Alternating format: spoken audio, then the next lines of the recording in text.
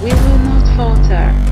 For Benin, for our fathers, and for the future of our children, we will fight and we will prevail.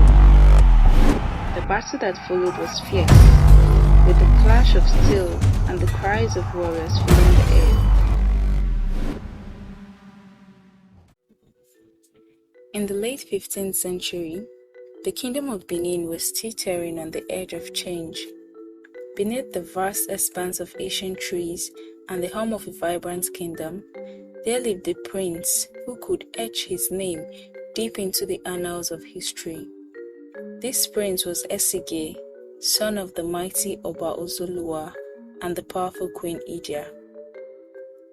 When the moon was full and the drums of the night echoed in the royal palace, Esige would sit by the flickering flames of the sacred fire. His mother, Queen Idia, adorned in beads that glistened like the morning dew, sat beside him. Her voice, wise and steady, carried the weight of centuries. "My son," she began, her eyes reflecting the flames. "A river that forgets its sources will dry up in the heat of the sun. Never forget where you come from, for the blood of warriors runs through your veins." Esige nodded, his gaze firm. "Mother, I will honor the path laid before me. But how do I stand tall when my brother seeks to tear our father's kingdom apart?" Idia's voice softened, but carried the strength of the earth beneath them. "The tree that bears fruits must endure the stones thrown at it. Your brother's heart is hardened by ambition, but it is through patience and wisdom that you will prevail. Remember, a bird does not change its feathers because the weather changes." Esige clenched his fists. "Then I will be the bird that soars above the storm, and no wind will carry me away." The kingdom soon faced a bitter struggle, and the once unified Benin stood divided. Arua, Esige's brother, had taken control of Udo, a powerful town that threatened the stability of Benin City.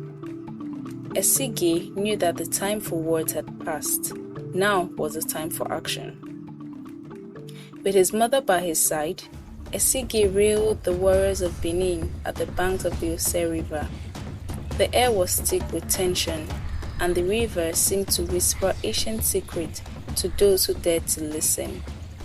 Idia, dressed as a warrior, her face painted with the sacred chalk of protection, stood before the gathered soldiers. "Today we fight, not just for Benin, but for the spirit of our ancestors. The drumbeat of war calls to us, and we must answer with courage, for the lion does not retreat from the threat of the jungle." Esige raised his spear high, his voice ringing out like thunder. "We will not falter. For Benin, for our fathers, and for the future of our children, we will fight and we will prevail." The battle that followed was fierce, with the clash of steel and the cries of warriors filling the air. Esige, guided by his mother's wisdom and his own indomitable spirit, led his forces to victory. Arua was overthrown, and Esige took his rightful place as the Oba of Benin. As a new Oba, Esige wasted no time in rehapping the future of his kingdom. His first decree was a bold one. He abolished the ancient tradition of sacrificing the king's mother upon his ascension. He stood before his courts, his voice resonating with authority. "My people," he declared, "just as the baobab tree stands strong because of its roots, so too must we honor the root from which we come. No longer will we cut down the tree that gives us life. My mother, Queen Idia, shall bear the title of Iyoba, the Queen Mother, and she will continue to guide this kingdom as she always has." The courtiers murmured among themselves, but no one dared challenge Esige's decision. They had seen firsthand the power of the Queen Mother, and knew that her wisdom was a treasure too precious to lose. Queen Idia, now the Iyoba, smiled softly, her eyes filled with pride. "My son," she whispered to him later that evening, "you are the sun that rises after the darkest night. The kingdom is in good hands." Esige smiled, bowing his head slightly. "Mother, it is you who taught me to see with the eyes of an eagle and strike with the heart of a lion." With Queen Idia by his side, Esige's reign flourished. He established diplomatic ties with Portugal, welcoming ambassadors and Christian missionaries into the heart of Benin. This new relationship brought with them trade, and the kingdom prospered.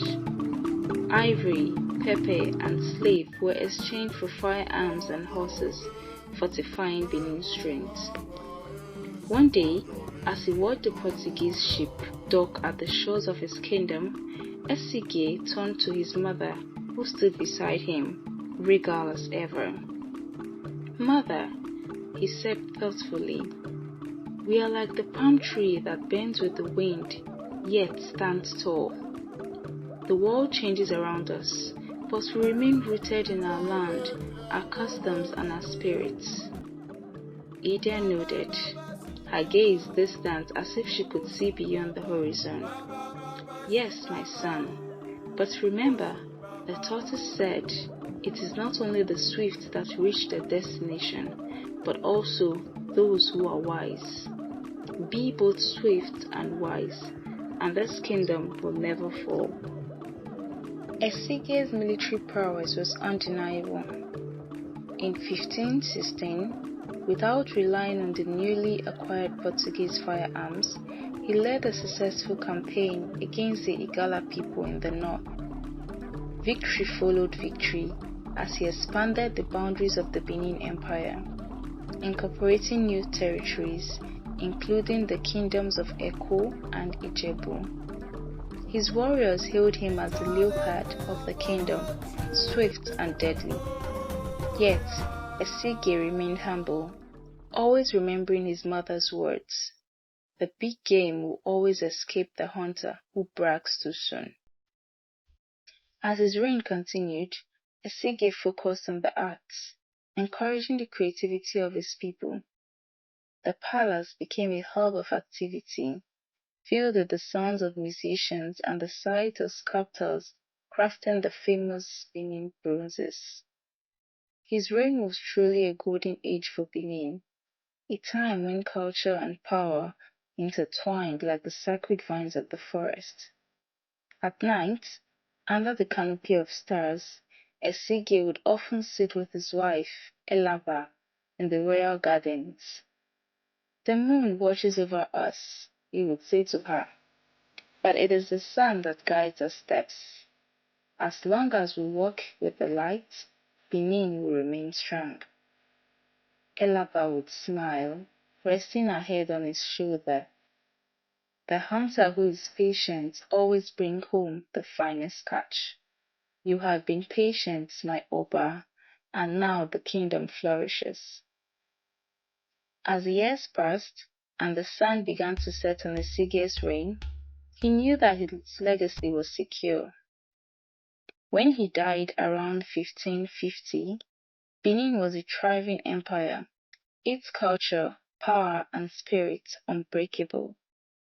Even today, the people of Oba City remember Oba Esige, the wise and brave ruler who soared above the storms and guided his people to prosperity. His name is whispered in the wind, and his mother, Queen Idia, is honored as a symbol of strength and resilience.